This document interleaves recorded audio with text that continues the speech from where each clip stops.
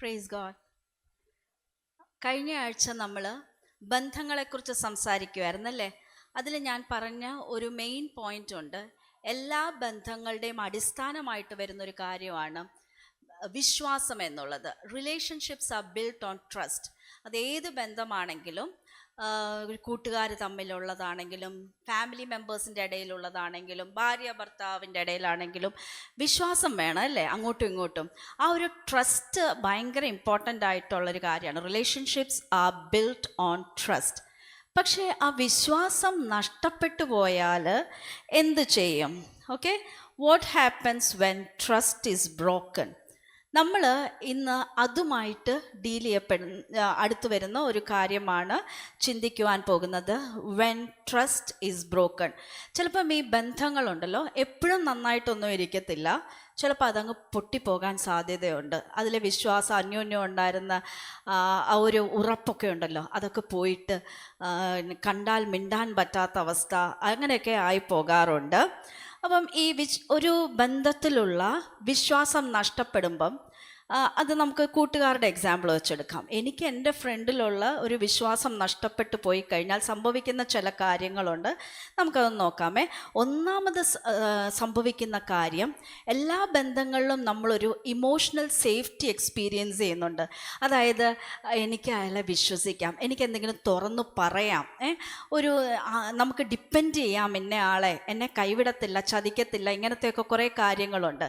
പക്ഷേ ഒരു വിശ്വാസം നഷ്ടപ്പെട്ട് കഴിയുമ്പോൾ ആദ്യം പോകുന്ന ഒരു കാര്യമാണ് ലോസ് ഓഫ് സെക്യൂരിറ്റി. അതുപോലെ തന്നെ നമുക്ക് ഉള്ള ഒരു സെക്യൂരിറ്റി ആൻഡ് സേഫ്റ്റി, തുറന്നു പറയാവുന്നുള്ള ആ സാധനം അവിടെ അങ്ങ് നഷ്ടപ്പെടും. ഇനി അത് ഒന്നും പറയണ്ട എന്നുള്ളൊരു സാധനം വരും.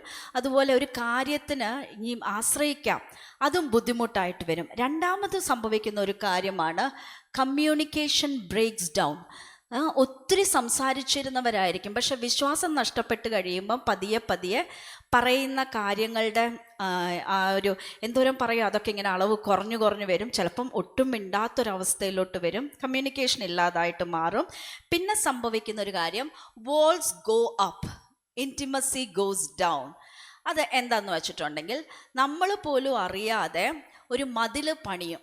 നമുക്ക് ആരോടാണോ ആ ട്രസ്റ്റ് നഷ്ടപ്പെട്ടു പോയ അവർക്ക് ഒരു ഇൻവിസിബിളാണ് ആ മതിൽ പണിയുന്നത്. ഒരു മതിലുള്ളതുപോലെ നമ്മൾ പെരുമാറാൻ തുടങ്ങും.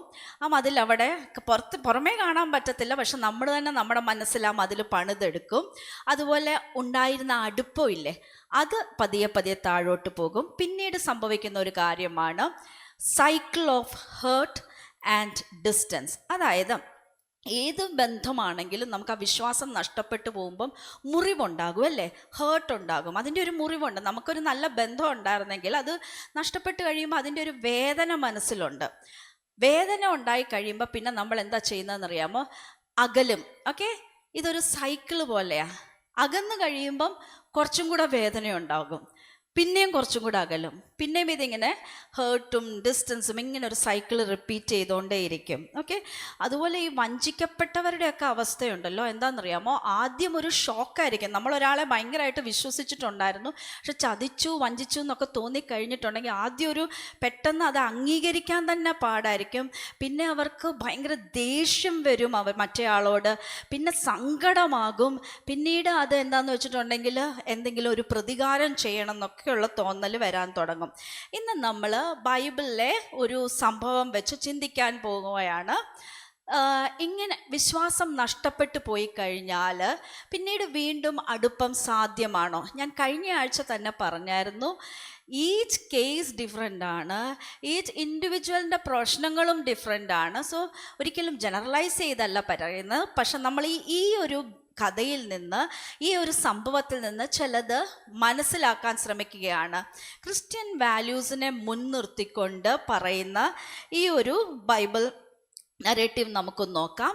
ഈ സംഭവം നടക്കുന്നത് നമ്മൾ ഒരു ചെറിയ പുതിയ നിയമത്തിലെ തന്നെ ഏറ്റവും ചെറിയ പുസ്തകങ്ങളിലൊന്നായ ഫിലമോൻ്റെ ലേഖനത്തിലാണ് കാണുന്നത്. എല്ലാവരും ആ ലേഖനം ഒന്ന് എടുത്തു വെക്കാം. The book of Philemon, letter written to Philemon. അത് എഴുതിയത് അപ്പോസ്തലനായ പൗലോസാണ്. ഫിലമോന് എഴുതുന്ന ലേഖനം അത് തുറന്നു വെക്കാം. ഈ ഒരു ലെറ്ററിലെ സംഭവം എന്താന്ന് വെച്ചിട്ടുണ്ടെങ്കിൽ 2 വ്യക്തികൾ, ഫിലമോനും ഒന്നേസിമസും. ഓക്കെ, അത് ആരാണെന്ന് നമ്മൾക്ക് ചിന്തിക്കാം. ഇവർ തമ്മിലുണ്ടായിരുന്ന ബന്ധമുണ്ടായിരുന്നു, അത് നഷ്ടപ്പെട്ടു പോയി, വിശ്വാസം നഷ്ടപ്പെട്ടു പോയി. അത് തിരികെ പിടിക്കുവാനായിട്ട്, അല്ലെങ്കിൽ അതിന് ഒരു ടേം പറയാം നമുക്ക്, റിക്കൺസിലിയേഷൻ, അവരെ വീണ്ടും യോജിപ്പിക്കാനായിട്ട് അപ്പോസ്തലനായ പൗലോസ് ശ്രമിക്കുന്ന ശ്രമമാണ് ഈ ലെറ്ററിൽ വരുന്നത്. നമുക്കത് നോക്കാം. അപ്പോസ്തലനായ ലെറ്റർ, ഫിലമോൻ എഴുതിയ ലേഖനം. എല്ലാവരും അത് തുറന്നു വെച്ചു എന്ന് ഞാൻ വിചാരിക്കുകയാണ്. 25 വേഴ്സസേ ആകെ ഉള്ളൂ അതിൻ്റെ അകത്ത്. ഇത് ഈ പൗലോസ് അപ്പോസ്തലൻ എവിടെ നിന്നാണ് എഴുതുന്നതെന്ന് അറിയാമോ? ഇതൊരു തടവറയിലിരുന്നു കൊണ്ട്, അതായത് റോമൻ തടവറയിൽ. പക്ഷെ അദ്ദേഹം ഒരു വീട്ടു തടങ്കലിലാണ്. അദ്ദേഹത്തിന് എഴുതാനുള്ള സ്വാതന്ത്ര്യമുണ്ട്. ആ സമയത്ത് ആളുകൾക്ക് ഇങ്ങോട്ട് വന്ന് അദ്ദേഹത്തെ വിസിറ്റ് ചെയ്യാനുമുള്ള സ്വാതന്ത്ര്യമുണ്ട്. ആ സമയത്ത് തടവറയിലിരുന്നു കൊണ്ട് അപ്പോസ്തലൻ എഴുതിയ ഒരു ലേഖനമാണ്, ഒരു എഴുത്താണ്. ഇന്നത്തെ കാലത്തും ഇമെയിലുകളുടെ കാലമാണ്. പക്ഷെ കുറച്ച് നാൾ മുമ്പൊക്കെ, അല്ലെങ്കിൽ ഇപ്പോഴും പോസ്റ്റ്മാൻ ലെറ്റർ കൊണ്ട് തരുമായിരുന്നു. പക്ഷെ അന്നത്തെ കാലത്ത് എങ്ങനെയായിരുന്നെന്ന് വെച്ചിട്ടുണ്ടെങ്കിൽ ചുരുളുകളിൽ എഴുത്തുകൾ കൊടുത്തുവിടും. അങ്ങനെ പൗലോസ് അപ്പോസ്തലൻ ഒരു വ്യക്തിക്ക്, ഫിലമോൻ എന്ന് പറയുന്ന വ്യക്തിക്ക് കൊടുത്തുവിട്ട ഒരു എഴുത്താണ് ഇന്ന് നമ്മുടെ വേദപുസ്തകത്തിലിരിക്കുന്ന ഈ ചെറിയ പുസ്തകം. ഓക്കെ, അപ്പോൾ ഓർക്കണം, ഒരു വ്യക്തിക്ക് എഴുതിയ വളരെ പേഴ്സണൽ ആയിട്ടുള്ള ഒരു എഴുത്താണത്. ഓക്കെ, നമുക്കതിൻ്റെ 1-ാം വാക്യം മുതൽ ഒന്ന് വായിച്ചു നോക്കാമേ. ഇത് ആർക്കാണ് എഴുതിയെന്ന് നമുക്ക് നോക്കാം. അതിൽ ആ വ്യക്തിയെക്കുറിച്ച് ചില കാര്യങ്ങളും നമ്മളിവിടെ വായിച്ചു നോക്കാം. ഒരുമിച്ച് വായിക്കാം. ക്രിസ്തുവേശുവിൽ ബദ്ധനായ പൗലോസും സഹോദരനായ തിമോത്തിയോസും ഞങ്ങളുടെ പ്രിയനും കൂട്ടുവേലക്കാരനുമായ ഫിലമോൻ എന്ന നിനക്കും സഹോദരിയായ അപ്പിയയ്ക്കും ഞങ്ങളുടെ സഹപഠനായ അർക്കിപ്പോസിനും നിന്റെ വീട്ടിലെ സഭയ്ക്കും എഴുതുന്നത്, കർത്താവായ യേശുവിനോടും സകല വിശുദ്ധന്മാരോടും നിനക്കുള്ള സ്നേഹത്തെയും വിശ്വാസത്തെയും കുറിച്ച് ഞാൻ കേട്ടിട്ട് നമ്മിലുള്ള എല്ലാ നന്മയുടെയും പരിജ്ഞാനത്താൽ നിന്റെ വിശ്വാസത്തിൻ്റെ കൂട്ടായ്മ ക്രിസ്തുവിനായി സഫലമാകേണ്ടതിന് എൻ്റെ പ്രാർത്ഥനയിൽ നിന്നെ ഓർത്ത് എൻ്റെ ദൈവത്തിനു സ്തോത്രം ചെയ്യുന്നു. സഹോദര, വിശുദ്ധന്മാരുടെ ഹൃദയം നീ തണുപ്പിച്ചത് നിമിത്തം നിന്റെ സ്നേഹത്തിൽ എനിക്ക് വളരെ സന്തോഷവും ആശ്വാസവും ഉണ്ടായി. ഓക്കെ, ഈ ലെറ്ററിൻ്റെ റെസിപ്പിയൻ്റ് അത് ആർക്കാണ് എഴുതിയെന്ന് വെച്ചാൽ അദ്ദേഹത്തിൻ്റെ പേര് ഫിലമോൻ എന്നാണ്. ഫിലമോൻ എന്ന് പറയുന്നത് കൊലോസിയ എന്ന് പറയുന്ന പട്ടണത്തിൽ താമസിച്ചിരുന്ന ധനികനായിട്ടുള്ള ഒരു വ്യക്തിയായിരുന്നു. ഓക്കെ, ഒരു ബിസിനസ്സുകാരെന്ന് വേണമെങ്കിൽ നമുക്ക് പറയാം. ഓക്കെ, ഇദ്ദേഹം എങ്ങനെയാണ് ധനികനാണെന്ന് നമുക്ക് ചില കാര്യങ്ങളിൽ കൂടെയാണ് മനസ്സിലാകുന്നത്. നമ്മളിവിടെ വായിക്കുമ്പം അദ്ദേഹത്തിൻ്റെ വീട്ടിൽ ഒരു സഭ ഉണ്ടായിരുന്നു എന്ന് പറയുന്നു. അന്നത്തെ കാലത്ത് ക്രിസ്തു വിശ്വാസികൾ ഈ ക്രിസ്ത്യൻ ചേർച്ച് തുടങ്ങിയ സമയമാണെന്ന് നമുക്കറിയാമല്ലോ. അവർ ആരാധിച്ചിരുന്നത് ഇങ്ങനെ ധനികരായിട്ടുള്ള അല്ലെങ്കിൽ അങ്ങനെയുള്ളവരുടെ വീടുകളിൽ ആരാധിച്ചിരുന്ന, പള്ളികളൊന്നും പണിത് തുടങ്ങിയിട്ടൊന്നും ഇല്ലായിരുന്നു, ഭവനങ്ങളിൽ അവർ ആരാധിക്കും. അപ്പം അങ്ങനെ ഒരു പ്രെയർ അല്ലെങ്കിൽ ഇങ്ങനെ ആളുകൾ കൂടി വന്ന് ഉള്ള പ്രാർത്ഥന ഹോസ്റ്റ് ചെയ്യാൻ പറ്റണമെങ്കിൽ അത്യാവശ്യം വലിപ്പമുള്ള മുറികളായിരിക്കണമല്ലോ, അത് നമ്മൾ മനസ്സിലാക്കുന്നു. അപ്പം അദ്ദേഹം ഈ ഫിലമോൻ്റെ വീട്ടിൽ ഒരു സഭയുണ്ടായിരുന്നു. അദ്ദേഹം ധനികനായിട്ടുള്ള വ്യക്തിയായിരുന്നു. അദ്ദേഹം ക്രിസ്തു വിശ്വാസം മനസ്സിലാക്കി അതിലേക്ക് വന്ന വ്യക്തി ആയിരുന്നുവെന്ന് നമുക്ക് മനസ്സിലാക്കാൻ സാധിക്കും. ഇനിയും മറ്റൊരു കാര്യം ഫിലമോനെ കുറിച്ച് നമ്മൾ മനസ്സിലാക്കുന്നത്, ഫിലമോൻ കർത്താവായ യേശുവിനെ സ്നേഹിച്ച വ്യക്തിയായിരുന്നു. അതുപോലെ തന്നെ ദൈവത്തെ സ്നേഹിക്കുന്നതിനൊപ്പം തന്നെ ദൈവത്തിൻ്റെ മക്കളെയും സ്നേഹിക്കുക, അല്ലെങ്കിൽ മറ്റു വിശ്വാസികളെയും അതുപോലെ തന്നെ സ്നേഹിച്ച ഒരു വ്യക്തിയായിരുന്നു ഫിലമോൻ. അത് തീർച്ചയായിട്ടും യേശുവിലേക്ക് വന്നിട്ട് ഫിലമോനിൽ ഉണ്ടായ മാറ്റങ്ങളായിരിക്കാം ഇതൊക്കെ എന്ന് നമുക്ക് വിശ്വസിക്കാം. അതുപോലെ തന്നെ ഫിലമോനെ കുറിച്ച് എഴുതിയേക്കുന്ന ഒരു കാര്യമുണ്ട്, സകല വിശുദ്ധന്മാരോടും സ്നേഹം, ഒരു പാർഷ്യാലിറ്റിയും കാണിക്കാതെ എല്ലാവരോടും സ്നേഹമുള്ള ഒരു വ്യക്തിയാണ്. ഇനിയും ഫിലമോൻ ധനികനായിരുന്നു എന്ന് ഞാൻ പറയാൻ കാരണം, ഈ അപ്പോസ്തലനായ പൗലോസ് ഫിലമോന് എഴുത്തെഴുതുന്നതിൻ്റെ കാരണമുണ്ടല്ലോ. അതാണ് ഒനേസിമോസ് എന്ന് പറയുന്ന, അതായത് ഫിലമോൻ്റെ വീട്ടിലുണ്ടായിരുന്ന ഒരു അടിമയായിരുന്നു ഈ ഒനേസിമോസ് എന്ന് പറയുന്ന. ആ കാലത്ത് അടിമകൾ ഉണ്ടായിരിക്കണമെങ്കിൽ ധനികരായിട്ടുള്ള വ്യക്തികളുടെ അടുക്കലാണ് അടിമകൾ ഉണ്ടാവുക എന്ന് പറയുന്നത്. ഓക്കെ, ഇന്നത്തെ കാലത്തെ ഒരു വീട്ടു ജോലിക്കാരനോ അങ്ങനെയല്ല, അടിമ എന്തായിരുന്നു എന്ന് നമുക്ക് കുറച്ചും കൂടെ ഇന്ന് ചിന്തിച്ചു നോക്കാമേ. ഓക്കെ, അപ്പം നമ്മൾ അടുത്തത് നമ്മൾ കാണാൻ പോകുന്നത് ഒനേസിമോസ്. ഓക്കെ, ഈ ഒനേസിമോസിന് വേണ്ടിയാണ് പൗലോസ് അപ്പോസ്തലൻ ആർക്കാ എഴുതുന്നത്? പറഞ്ഞ പേര് ഫിലമോന് എഴുത്തെഴുതുക. സബ്ജക്റ്റ് ഇതാണ്, ഒനേസിമോസ്. അത് നമുക്ക് വായിച്ചു നോക്കാം. എൻ്റെ കൂടെ തന്നെ ഇതൊന്ന് വായിക്കാം. ഞാൻ പറഞ്ഞ ആകെ 25 വാക്യമേ ഉള്ളൂ. ഓക്കെ, 10 മുതൽ 13 വരെ ഞാൻ വായിക്കാം. എൻ്റെ കൂടെ വായിക്കാം. തടവിലിരിക്കുമ്പോൾ ഞാൻ ജനിപ്പിച്ച എൻ്റെ മകനായ ഒനേസിമോസിനു വേണ്ടിയാകുന്നു നിന്നോട് അപേക്ഷിക്കുന്നത്. അവൻ മുമ്പേ നിനക്ക് പ്രയോജനമില്ലാത്തവനായിരുന്നു, ഇപ്പോൾ നിനക്കും എനിക്കും നല്ല പ്രയോജനമുള്ളവൻ തന്നെ. എനിക്ക് പ്രാണപ്രിയനായ അവനെ ഞാൻ മടക്കി അയച്ചിരിക്കുന്നു. സുവിശേഷം നിമിത്തമുള്ള തടവിൽ എന്നെ ശുശ്രൂഷിക്കേണ്ടതിന് അവനെ നിനക്ക് പകരം എൻ്റെ അടുക്കൽ തന്നെ നിർത്തിക്കൊള്ളുവാൻ എനിക്ക് ആഗ്രഹമുണ്ടായിരുന്നു. സോ ഒനേസിമോസിന് വേണ്ടിയാണ് ഈ എഴുത്തെഴുതുന്നത്. ഞാൻ നേരത്തെ പറഞ്ഞു, ഒനേസിമോസ് ഫിലമോൻ്റെ വീട്ടിൽ ഒരു അടിമയായിരുന്നു എന്ന്. പക്ഷേ സാധാരണ ഒരു അടിമയായിരുന്നില്ല. He was a runaway slave. ഫിലമോൻ്റെ വീട്ടിൽ നിന്ന് ഓടിപ്പോയ ഒരു അടിമയായിരുന്നു. ഇനിയും ഈ വേദപുസ്തകത്തിലെ ഈ ഭാഗമൊക്കെ നമുക്ക് മനസ്സിലാകണമെങ്കിൽ ഇന്ന് 2025 ഇരുന്ന് ഇത് വായിക്കുമ്പോഴത്തേക്ക് നമുക്ക് ഈ സമ്പ്രദായങ്ങളെക്കുറിച്ചൊക്കെ നമുക്ക് കേട്ടുകേൾവികളുണ്ടായിരിക്കും. നമുക്ക് നമ്മുടെ യേശു കർത്താവ് ജീവിച്ച ആ കാലഘട്ടത്തിലെ ലോകവും, ഓക്കെ, അത് കഴിഞ്ഞ് ക്രിസ്തീയ സഭ തുടങ്ങി വന്നപ്പം ഉണ്ടായി വന്ന ആ സമയത്തെ ആ ലോകവും ഒന്ന് കുറച്ചും കൂടെ പരിചയപ്പെടുമ്പം ഈ ലെക്ചറിൻ്റെ കുറച്ചും കൂടെ ഡെപ്ത് നമുക്ക് മനസ്സിലാവുകയുള്ളൂ. യേശു ജീവിച്ച ആ കാലഘട്ടം എന്ന് പറയുന്നത് നമുക്കറിയാം, ഒരു 2000 വർഷങ്ങൾക്ക് മുമ്പ് ജീവിച്ച ആ കാലഘട്ടത്തിൽ അന്ന് അവരെ ഭരിച്ചിരുന്നത് റോമൻ എംപയർ, റോമൻ സാമ്രാജ്യമായിരുന്നു ഭരിച്ചിരുന്നത് നമുക്കറിയാം. ഓക്കെ, സാമ്രാജ്യം എന്ന് പറയുമ്പോൾ നമ്മൾ മനസ്സിലാക്കുക, അന്ന് എന്തോരം നോൺ വേൾഡ് ഉണ്ടോ അതിൻ്റെ 3/2 ഭാഗമെങ്കിലും ഇവരുടെ കീഴിലായിരിക്കും. അപ്പം റോമാക്കാർ ഭരിക്കുന്ന ആ ലോകം. പക്ഷെ അതിനൊരു പേരും കൂടെ സാധാരണ പറയാറുണ്ട്, ഗ്രെക്കോ റോമൻ വേൾഡ് എന്നും പറയാറുണ്ട്. കാരണം ഈ റോമാക്കാരൊരു സാമ്രാജ്യമാകുന്നതിന് മുമ്പ് അവിടെ ഗ്രീക്കുകാർ ഭരിച്ചിരുന്നു. അങ്ങനെ സാമ്രാജ്യങ്ങൾ മാറി മാറി വന്ന ഒരു കാലഘട്ടത്തിൽ ആ ഒരു സമയത്താണ് യേശു ജനിക്കുകയും ജീവിക്കുകയും ചെയ്യുന്നത്. അപ്പോൾ ഈ ഗ്രെക്കോ റോമൻ വേൾഡ് എന്ന് പറഞ്ഞിട്ടുണ്ടെങ്കിൽ നമ്മളുടെ ഇന്നത്തെ കാലം പോലെയല്ല. അവിടുത്തെ ഒരു ജീവിതത്തിലെ ഒരു നോർമൽ പാർട്ടായിരുന്നു സ്ലേവറി എന്ന് പറയുന്നത്, അടിമ സമ്പ്രദായം എന്ന് പറയുന്നത്. ഓക്കെ, ഇത് ലോകത്തിൻ്റെ എല്ലാ ഭാഗങ്ങളിലും തന്നെ ഈ അടിമ സമ്പ്രദായങ്ങൾ നിലനിന്നിട്ടുണ്ട്. പല കാരണങ്ങൾ കൊണ്ട് അടിമകൾ ഉണ്ടായിട്ടുണ്ട്, പല രീതിയിലും അടിമകൾ ഉണ്ടായി വന്നിട്ടുണ്ട്. പക്ഷേ ഈ ഗ്രെക്കോ റോമൻ വേൾഡിലെ അടിമ സമ്പ്രദായം യേശു ജീവിച്ച കാലത്ത് അതെങ്ങനെയായിരുന്നു ഫങ്ഷൻ ചെയ്തതെന്ന് മനസ്സിലാക്കണമെങ്കിൽ നമ്മൾ യേശു ജനിച്ച കാലഘട്ടം ഒന്ന് ചിന്തിച്ചു നോക്കിക്കേ. നമ്മളതിനെ AD 1-ാം നൂറ്റാണ്ടെന്ന് പറയല്ലേ. അതിനൊരു 100 വർഷം മുമ്പാണ് റോമൻ സാമ്രാജ്യം ഭയങ്കര ശക്തമായിട്ട് മുമ്പോട്ട് വരുന്നത്. അതിന് കാരണക്കാരനായ ഒരു മനുഷ്യൻ്റെ പേരാണ് ജൂലിയസ് സീസർ എന്ന് പറയുന്നത്. ഓക്കെ, ജൂലിയസ് സീസർ എന്ന് പറയുന്ന റോമൻ സൈന്യ ജനറലായിരുന്നു. റോമൻകാരെ ഭയങ്കര ശക്തമായിട്ട് യുദ്ധം ചെയ്ത് ഓരോ രാജ്യങ്ങളായിട്ട് കീഴടക്കി വന്നത്. അദ്ദേഹത്തിൻ്റെ ജീവിതകാലം എന്ന് പറയുന്നത് 100 BC to 44 BC, അതായത് യേശു ജനിക്കുന്നതിന് 100 വർഷം മുമ്പ് അദ്ദേഹം ജനിച്ചു. ഓക്കെ, 44 BC, അതായത് യേശു കർത്താവ് ജനിക്കുന്നതിന് ഒരു 40 വർഷം മുമ്പ് അദ്ദേഹം മരിച്ചുപോയി. പക്ഷേ ഈ കാലഘട്ടം കൊണ്ട് അദ്ദേഹം എങ്ങനെയാണ് റോമൻ വേൾഡ് ഇത്ര ശക്തമാക്കിയെന്ന് നമ്മൾ മനസ്സിലാക്കണമെങ്കിൽ ഇത് യുദ്ധം ചെയ്യും.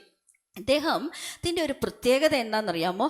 യുദ്ധം ചെയ്യുമ്പം ഇദ്ദേഹം ഒരു കാര്യം ചെയ്യും, ഇദ്ദേഹത്തിൻ്റെ പുറകെ സ്ലേവ് ട്രേഡേഴ്സ് അഥവാ അടിമ കച്ചവടക്കാരെന്ന് പറയും, അവർ വരും. അപ്പോൾ ഇദ്ദേഹം യുദ്ധം ചെയ്ത് കീഴ്പ്പെടുത്തുന്ന രാജ്യങ്ങളിൽ നിന്ന് ഇദ്ദേഹം കുറച്ച് പേരെയൊക്കെ കൊന്നുകളയും. പക്ഷേ കുറേ അധികം ആളുകളെ, അവരുടെ വംശമൊന്നും നോക്കിയിട്ടൊന്നുമല്ല, അദ്ദേഹം കീഴടക്കുന്ന പ്രദേശം ഏതാണോ ആ ഭാഗത്തെ ആളുകളെ അടിമകളായിട്ട് വിൽക്കും. ഈ അടിമ കച്ചവടക്കാർക്ക് ഇദ്ദേഹം വിൽക്കുമായിരുന്നു. അപ്പോൾ വിൽക്കുന്ന എന്തിനാണെന്ന് വെച്ചിട്ടുണ്ടെങ്കിൽ, ഓക്കെ, അദ്ദേഹത്തിൻ്റെ ഓരോ യുദ്ധങ്ങളിലും ആയിരക്കണക്കിന് അടിമകളെയാണ് കച്ചവടം ചെയ്തുകൊണ്ടിരുന്നത്. എന്തിനാണെന്ന് വെച്ചിട്ടുണ്ടെങ്കിൽ, അടിമയെ വിൽക്കുമ്പം ധാരാളം പണം കിട്ടുമായിരുന്നു. റോമാക്കാര് സൈന്യമായിട്ടാണ് ഇവരിങ്ങനെ ഓരോ രാജ്യങ്ങൾ കീഴടക്കുന്നത്. അപ്പം സൈന്യത്തിന് പൈസ വേണ്ടേ അത് നടന്നുകൊണ്ട് പോകാൻ. അപ്പം അദ്ദേഹം തുടക്കം മുതൽ ശ്രദ്ധിച്ച കാര്യം, ഈ മിലിറ്ററിയെ സ്ട്രോങ് ആക്കാൻ അദ്ദേഹം ചെയ്ത കാര്യം എന്ന് വെച്ചിട്ടുണ്ടെങ്കിൽ, യുദ്ധം ചെയ്ത് കീഴടക്കുന്ന പ്രദേശത്തെ ആളുകളെ അടിമകളായിട്ട് വിൽക്കും. ആ പണം അദ്ദേഹം എടുക്കും. അത് റോമൻ സൈന്യത്തിന് ശക്തിപ്പെടുത്താനുള്ള പണമായിരുന്നത്. ഓക്കെ, വേണമെങ്കിൽ ഇങ്ങനെയും കൂടെ പറയാം, റോമൻ സാമ്രാജ്യം ഈ അടിമകളെ വിറ്റുണ്ടാക്കിയ കാശിന്മേൽ പണിത ഒരു സാമ്രാജ്യം കൂടെയായിരുന്നു അത്. ഓക്കെ, അപ്പം അദ്ദേഹം ഇങ്ങനെ ചെയ്യുമായിരുന്നു. ഞാനൊരു നിങ്ങൾക്ക് പറഞ്ഞു ഏൽപ്പിച്ചു തരാവേ. ഓക്കെ, ഗോൾ എന്ന് പറയുന്ന സ്ഥലത്ത് മാത്രം ഒരു യുദ്ധത്തിൽ അദ്ദേഹം വിറ്റത്, ഒറ്റ യുദ്ധത്തിൽ 53,000 ആൾക്കാരെ. അപ്പം എന്താണെന്നറിയാമോ, മനുഷ്യരെ, അതായത് ഈ സാധനങ്ങൾ വിൽക്കത്തില്ലേ, ഒരു മനുഷ്യന് ഇത്ര രൂപ എന്ന് നമുക്ക് മനസ്സിലാകാൻ വേണ്ടി ഞാൻ പറയാം, അതിന് വിൽക്കുകയാണ്. 53,000 ആൾക്കാരെയൊക്കെ ഒറ്റ യുദ്ധത്തിന് വിൽക്കുക. അപ്പം വേറൊരു ഗള്ളിക് വാർ എന്ന് പറഞ്ഞിട്ട് അദ്ദേഹം നടത്തി, അതായത് 8 വർഷം കൊണ്ട് നടത്തിയ ഒരു വാറിൽ അദ്ദേഹം വിറ്റത് 10 ലക്ഷം ആൾക്കാരെയാണ്. അപ്പോൾ ഇങ്ങനെ ആളുകളെ വിറ്റ് അദ്ദേഹം പൈസ ഉണ്ടാക്കി റോമൻ എംപയറിന് വേണ്ടിയിട്ട്. അപ്പോൾ ഞാൻ നേരത്തെ പറഞ്ഞു, മിലിറ്ററിയെ ശക്തിപ്പെടുത്താൻ മാത്രമല്ല, ഈ റോമൻ ജനറൽസില്ലേ, സൈന്യാധിപന്മാർ പൈസ ഈ അടിമക്കച്ചവട അവർക്ക് ഭയങ്കര ഇൻട്രസ്റ്റ് ആയി നടത്താൻ. അപ്പോൾ ഇവരുടെ പോക്കറ്റിലോട്ട് പൈസ വീഴുമല്ലേ. അത് മാത്രമല്ല, റോം എന്ന് പറയുന്ന സാമ്രാജ്യത്തിന് അവിടെ ഒരു ഹ്യൂജ് ഡിമാൻഡ് ഉണ്ടായിരുന്നു സ്ലേവ്സിന് വേണ്ടി. എന്തിനു വേണ്ടിയൊക്കെ? അവർക്ക് മൈനിങ് നടത്താൻ സ്ലേവ്സ് വേണം, അവരുടെ വീട്ടുജോലികൾ ചെയ്യാനായിട്ട് സ്ലേവ്സിനെ വേണമായിരുന്നു, അവരുടെ അഗ്രികൾച്ചർ നടത്താനായിട്ട്, കൃഷി നടത്താനായിട്ട്. അവരുടെ വലിയ സാമ്രാജ്യമല്ലേ, അപ്പം സാമ്രാജ്യം മുഴുവൻ അടിമകളെ വേണം. സോ ഇതിനു വേണ്ടിയിട്ട് യുദ്ധങ്ങളിലൂടെ ഇവരെ അടിമകളെ പ്രൊഡ്യൂസ് ചെയ്തെടുത്തു. ഇനി ഇവരെങ്ങനെയാണ് വിൽക്കുന്നതെന്ന് വെച്ചിട്ടുണ്ടെങ്കിൽ, ഞാൻ പറഞ്ഞല്ലോ, യുദ്ധം നടക്കുന്നിടത്ത് തന്നെ ഇടനിലക്കാർ വരും, അടിമ കച്ചവടക്കാർ വന്ന് മേടിച്ചുകൊണ്ട് പോയിട്ട്, അടിമ ചന്തകളുണ്ടായിരുന്നു റോമൻ സാമ്രാജ്യത്തിൽ പല ഭാഗത്തും ഉണ്ടായിരുന്നു.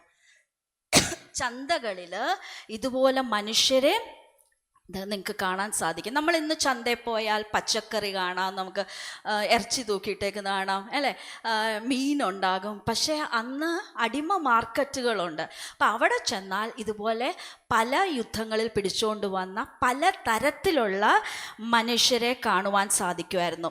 മനുഷ്യരെ വിൽക്കുന്നത് വെറുതെ ഇങ്ങനെ തള്ളി വിൽക്കുമല്ല, ഓരോ മനുഷ്യനും, നമ്മൾ ഇന്ന് കടയിൽ ചെന്ന് കഴിഞ്ഞാൽ, ഓക്കെ, സൂപ്പർ മാർക്കറ്റിലൊക്കെ ചെന്ന് നമ്മളിങ്ങനെ പാക്കറ്റ് എടുത്ത് നോക്കുമ്പോൾ അതിൽ പൈസ എഴുതിയിട്ടുണ്ട്, നമ്മൾ പാക്കറ്റിൽ ഇങ്ങനെ നോക്കാൻ പറ്റൂലേ നമുക്ക് എന്ന് പറഞ്ഞതുപോലെ, ഓരോ അടിമയുടെയും കഴുത്തിലായിട്ട് ടിറ്റിലസ് എന്ന് പറയും, ടിറ്റിലസ് ഒരു പ്ലക്കാർഡ് പോലെ ഇങ്ങനെ ഇട്ടിട്ടുണ്ടാകും.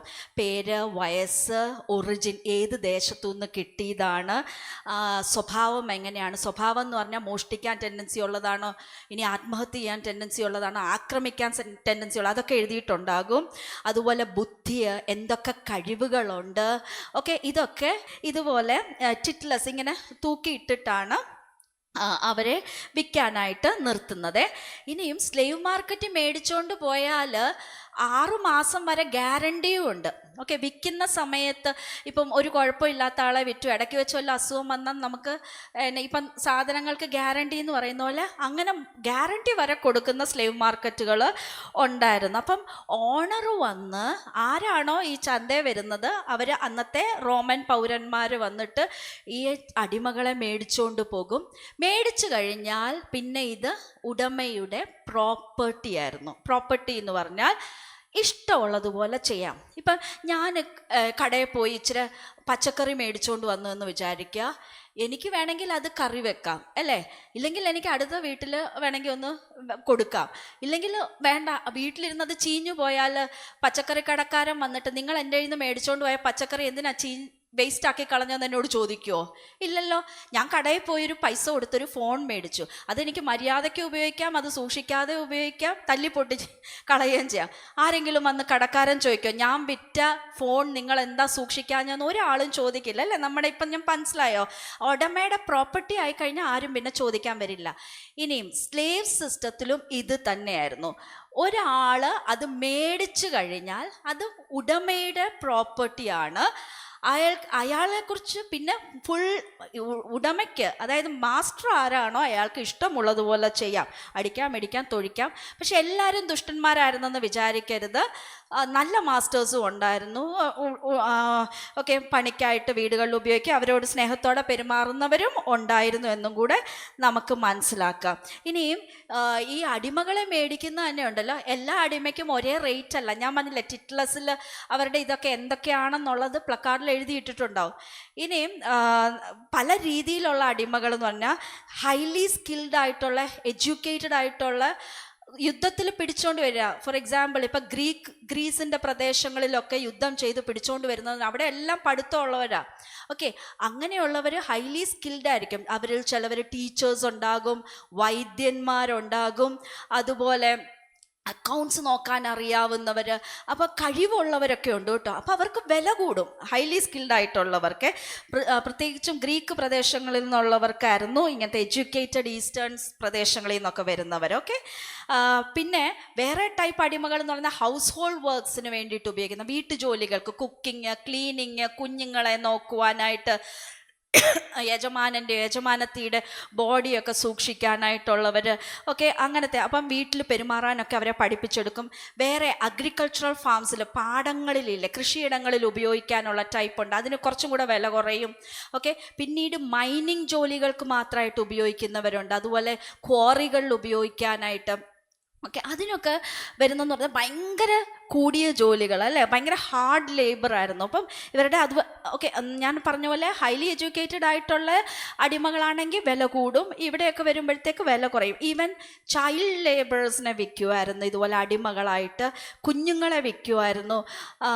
ഓക്കെ, അത് ചിലപ്പോൾ കടം വന്നിട്ട് വിൽക്കുന്നവരുണ്ട്, അല്ലെങ്കിൽ സ്ലേവ്സിൻ്റെ മക്കളെ വിൽക്കാറുണ്ടായിരുന്നു. എൻ്റർടൈൻമെൻറ്റ് സ്ലേവ്സ് ഉണ്ടായിരുന്നു. ഞാനിത് പറഞ്ഞ എന്തിനാ വെച്ചാൽ നിങ്ങളെ ആ ലോകം ഒന്ന് പരിചയപ്പെടുത്താൻ വേണ്ടി. അവിടെ ആ ലോകത്തിൽ യേശു ജനിച്ച് ജീവിച്ച കാലഘട്ടത്തിലെ റോമൻ വേൾഡിൽ ഇത് റോമാ പൗരന്മാരൊക്കെ സ്ഥിരമായിരുന്നു. ഇതിങ്ങനെയായിരുന്നു ആ ലോകം. അവിടെ നോർമലൈസ്ഡ് ആയിരുന്നു അത് സൊസൈറ്റിയിൽ. ആ ലോകത്തിൽ ഇങ്ങനെ അടിമകളും ഉടമകളുമായിട്ടൊക്കെ ജീവിക്കുന്ന കാലഘട്ടത്തിൽ, ഇങ്ങനെ അടിമച്ചന്തകൾ നടക്കുന്ന കാലഘട്ടത്തിലാണ് ഞാൻ പറയുന്നത് സുവിശേഷം ഇവർ കേൾക്കാൻ തുടങ്ങുന്നത്. ഓക്കെ, ആ ലോകത്തിലേക്ക് സുവിശേഷം എത്തുകയാണ്. ഓക്കെ, ഇനിയും ഞാൻ മറ്റൊരു കാര്യം പറയട്ടെ. നമ്മളിപ്പോൾ റോമൻ വേൾഡ് എന്ന് ഞാൻ റിപ്പീറ്റഡ് ആയിട്ട് പറഞ്ഞല്ലേ. അപ്പം ലോകത്തിൻ്റെ ആ ഭാഗത്തായിരുന്നു അടിമച്ചന്തയെന്ന് ചിന്തിക്കരുത് കേട്ടോ. 1836 സെൻസസ്, 1836 എന്ന് പറയുന്ന ഒരു 200-250 വർഷം മുമ്പല്ലേ ആയിട്ടുള്ളൂ. ഓക്കെ, ആ സമയത്ത് തിരുവിതാംകൂറിൽ അവിടുത്തെ പോപ്പുലേഷൻ 12 ലക്ഷമായിരുന്നു. തിരുവിതാംകൂർ, ഓക്കെ, നിങ്ങൾക്കറിയാമല്ലോ ഇന്നത്തെ കേരളം എന്ന് പറയുന്നത് തിരുവിതാംകൂർ, ട്രാവൻകൂർ, കൊച്ചി, മലബാർ 3 ഭാഗങ്ങളായിരുന്നു, നാട്ടുരാജ്യങ്ങളായിരുന്നു. തിരുവിതാംകൂർ ഭാഗത്ത് 12 ലക്ഷം ജനസംഖ്യ, അതിൽ 1.5 ലക്ഷം അടിമകളായിരുന്നു. ഓക്കെ, റോമൻ വേൾഡിൽ വാറ് കാരണം, യുദ്ധങ്ങളിലൂടെയായിരുന്നു അടിമകളെ ഉണ്ടാക്കിയിരുന്നെങ്കിൽ ഇവിടെ ജാതിയുടെ പേരിലായിരുന്നു അടിമകളെ ഉണ്ടാക്കിയിരുന്നത് എന്ന് വ്യത്യാസം. ഓക്കെ, ഞാൻ പറഞ്ഞു ഇവിടെയും ഉണ്ടായിരുന്നു നമ്മൾ ജീവിച്ച ഈ നാട്ടിൽ. ഇനിയും mid 19th century 1850s Thiruvithamkoor, Kochi, നമ്മുടെ കൊച്ചി, മലബാർ ഈ ഭാഗങ്ങളിലെല്ലാം കൂടെ ആയിട്ട് 4,25,000 അടിമകൾ കണക്കിലുണ്ടായിരുന്നു. ഓക്കെ, നമ്മൾ മനസ്സിലാക്കുക, ഇത് ലോകത്തിൻ്റെ എല്ലാ ഭാഗത്തും നിന്നിരുന്ന ഒരു പ്രവണതയായിരുന്നു എന്നും കൂടെ ഓർക്കുക. ഓക്കെ, ഒനേസിമോസ് ഇതിൻ്റെ ഒരു പാർട്ടായിരുന്നു. ഓക്കെ, എങ്ങനെയാണ് അദ്ദേഹം ഫിലോമോൻ്റെ അടിമയായതെന്ന് നമുക്കറിയില്ല. ഏതോ യുദ്ധത്തിൽ, ഏതോ രാജ്യത്തിൽ പിടിച്ചോണ്ട് വന്നായിരിക്കും. ഈ അടിമച്ചന്തയിൽ നിന്ന് ഫിലോമോൻ പോയി മേടിച്ചതായിരിക്കും. നമ്മൾ മനസ്സിലാക്കേണ്ട മറ്റൊരു കാര്യമുണ്ട്. ഒരാൾ അടിമയായി കഴിഞ്ഞാൽ അയാൾക്ക് നഷ്ടപ്പെട്ടു പോകുന്ന ചില കാര്യങ്ങളുണ്ട്. ഒന്നാമത്തെ കാര്യം അയാളുടെ ഐഡൻറ്റിറ്റിയാണ്. അയാൾ ആരാണോ അത് മാഞ്ഞു പോവുകയാണ്. അയാൾ ഏത് നാഷണാലിറ്റി ആയിരുന്നു അത് പോവുകയാണ്. അതോടെ ഒരു മനുഷ്യ ജീവിയാണെന്നുള്ള സാധനം ഇല്ലാതായി പോവുകയാണ്. പിന്നെ ഞാൻ പറഞ്ഞതുപോലെ മനുഷ്യൻ എന്തായി മാറുകയാണ്? ഹ്യൂമൻ ബിക്കം പ്രോപ്പർട്ടി ആവുകയാണ്, മാസ്റ്ററിൻ്റെ പ്രോപ്പർട്ടി ആവുകയാണ്. സോ ഒനേസിമോസിൻ്റെ ജീവിതത്തിൽ അദ്ദേഹത്തിനുണ്ടായിട്ടുള്ള ട്രോമ എന്താണെന്നൊന്നും നമുക്കിത് അവൈലബിൾ അല്ല. പക്ഷെ ഏതോ ഒരു സമയത്ത് ഇതുപോലെ ഒരുപക്ഷെ ഒരു യുദ്ധത്തിൽ പിടിച്ച അടിമയായിരിക്കാം, മാർക്കറ്റിൽ ചെന്നപ്പോൾ ചെറുപ്പത്തിൽ ഫിലോമോൻ മേടിച്ചുകൊണ്ട് വന്നായിരിക്കാം, നമുക്കതൊന്നും അറിയത്തില്ല, നിങ്ങളുടെ ഇമാജിനേഷന് ഞാൻ വിടുകയാണ്. പക്ഷേ ഫാക്റ്റ് ഇതായിരുന്നു, ഫിലോമോൻ്റെ വീട്ടിലുണ്ടായിരുന്ന ഒരു അടിമയായിരുന്നു ഈ ഒനേസിമോസ് എന്ന് പറയുന്നത്. ഇനി ഒനേസിമോസിനെ കുറിച്ച് പറയുമ്പം ചില കാര്യങ്ങളും കൂടെ ഞാനൊന്ന് പറഞ്ഞു തരട്ടെ. ഈ അടിമകൾ ചിലർ സന്തോഷത്തോടെ, പിന്നീട് സന്തോഷത്തോടെ എന്ന് ഞാൻ പറയുന്നത് കൂടിപ്പോവായിരിക്കും, മനസ്സോടെ തന്നെ അവർ ജോലി ചെയ്തു പോവായിരിക്കും. പക്ഷേ നമ്മളൊന്ന് ആലോചിച്ച് നോക്കിക്കേ, ഒരു കാലത്ത് ഒരു പ്രദേശത്ത് വളരെ ആർഭാടമായിട്ട് ജീവിച്ച വ്യക്തി ഒരു യുദ്ധത്തിൽ പിടിക്കപ്പെട്ട അടിമച്ചന്തയിൽ കൂടെ പോയി പിന്നീട് വേറൊരാളുടെ അടിമയായിട്ട് ജീവിക്കേണ്ടി വരുമ്പം അവരുടെ മാനസികാവസ്ഥയൊന്ന് ആലോചിച്ച് നോക്കിയേ. അതിൽ ചിലർ വളരെ സൂയിസൈഡ് ടെൻഡൻസി കാണിച്ചിരുന്നു, ആത്മഹത്യ ചെയ്യാനുള്ള പ്രവണത. പിന്നീട് ചിലവർ ചെയ്യുന്ന എന്നാന്ന് വെച്ചിട്ടുണ്ടെങ്കിൽ ഓടിപ്പോകാൻ ശ്രമിക്കുക. പക്ഷേ ഓടിപ്പോകൽ ഈസി അല്ലായിരുന്നു. ഞാൻ പറഞ്ഞു, ഒരു അടിമയെ മേടിച്ചു കഴിയുമ്പോഴത്തേക്ക് പിന്നീട് അവർക്ക് ഐഡൻറ്റിറ്റി ഇല്ല, അവരൊരു മനുഷ്യരായിട്ട് ആരും കാണുന്നില്ല, അടിമയായിരുന്നു എന്ന് നമ്മൾ മനസ്സിലാക്കണം. അവർ പിന്നീട് റോമൻ വേൾഡിൽ എവിടെ പോയാലും ഇവർക്ക് ജീവിക്കാൻ സാധ്യമല്ല, അവരടിമയാണ്. അവർക്ക് എവിടെയെങ്കിലും ചെന്നിട്ട് എനിക്ക് ജോലി, അങ്ങനെ ഇന്നത്തെ ഒരു ലോകത്തിൻ്റെ സിസ്റ്റമേ അല്ല എന്ന് മനസ്സിലാക്കണം. ഒരു അടിമ ഓടിപ്പോയതാണെങ്കിൽ വലിയ പ്രശ്നങ്ങളായിരുന്നു അവർ നേരിടേണ്ടിയിരുന്നത്. ഒനേസിമോസ് എന്ത് തെറ്റാണ് ഫിലോമോനോട് ചെയ്തതെന്ന് നമുക്ക് വ്യക്തമായിട്ട് ഇവിടെ അറിയുന്നില്ല. പക്ഷേ ഒനേസിമോസ് ഒരു കാര്യം തെറ്റ്, അന്നത്തെ നീതിന്യായ വ്യവസ്ഥ വെച്ചിട്ട് ഒരു വലിയ തെറ്റ് ഫിലോമോനോട് ചെയ്തിട്ടുണ്ട്. എന്താണെന്നറിയാമോ? അത് മോഷണമായിരുന്നു. മോഷണം എന്ന് പറയുന്നത് എന്താ മോഷ്ടിച്ചത് ഒനേസിമോസ്? ഞാനത് നിങ്ങൾക്ക് ഇങ്ങനെ മനസ്സിലാക്കി തരാം. ഒനേസിമോസ് ഫിലോമോന് അവകാശപ്പെട്ട ഒരു സാധനമാണ് ആ വീട്ടിൽ നിന്ന് എടുത്തുകൊണ്ട് ഓടിയത്. എന്താ മോഷ്ടിച്ചത്? തൻ്റെ സ്വന്തം ശരീരം. അത് ആരുടെ പ്രോപ്പർട്ടി ആയിരുന്നു? ഞാൻ പറയുന്നത് നിങ്ങൾക്ക് മനസ്സിലാകുന്നെന്ന് വിചാരിക്കുക. അടിമച്ചന്തയിൽ ചെന്ന് ഫിലോമോൻ മേടിച്ച, ഫിലോമോന് അവകാശപ്പെട്ട സ്വത്തായിരുന്നു ഒനേസിമോസ് എന്ന് പറയുന്ന വ്യക്തി. അന്നത്തെ കാലത്ത് പിന്നീട് ഒനേസിമോസ് എന്ന് പറയുന്നത് വ്യക്തിയല്ല, ഫിലോമോൻ്റെ പ്രോപ്പർട്ടിയാണ്. അപ്പം ആ പ്രോപ്പർട്ടി തൻ്റെ സ്വന്തം ആ കാലഘട്ടത്തിൻ്റെ ഇത് ഇന്ന് നമ്മളിരുന്ന് നോക്കുമ്പം എന്ത് വലിയ ബ്ലൈൻഡ് സ്പോട്ട്സാണ് നമ്മൾ കാണുന്നത് അല്ലേ? അവർക്ക് കാണാൻ പറ്റാത്ത കാലഘട്ടങ്ങളും അറിയുമ്പോൾ ഇതുപോലെ തിരിഞ്ഞിരുന്ന് നോക്കുമ്പം നമ്മൾക്കും ഉണ്ടായിരുന്ന പലതുമുണ്ട്. നമ്മൾക്ക് ഇന്ന് ശരിയെന്ന് തോന്നുന്ന പലതും ചിലപ്പോൾ ശരിയാവണമെന്നില്ല. അന്ന് അവർക്കത് ശരിയായിരുന്നു.